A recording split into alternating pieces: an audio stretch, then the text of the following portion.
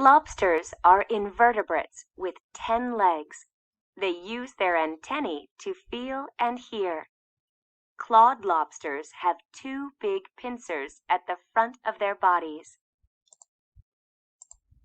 Lobsters are found in every ocean. Some live in cold water. Others live in tropical waters. Lobsters can even live in fresh water. Lobsters use their strong claws to grab prey. They eat fish and other small ocean animals. Large lobsters eat crabs and octopuses. Sometimes lobsters also eat plants.